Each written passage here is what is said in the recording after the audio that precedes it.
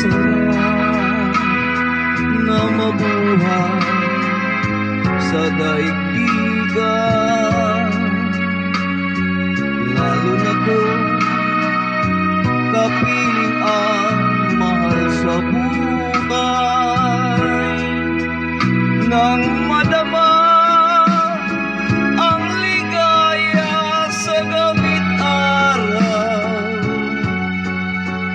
nalimot mo ang lahat ay mayroong hangganan.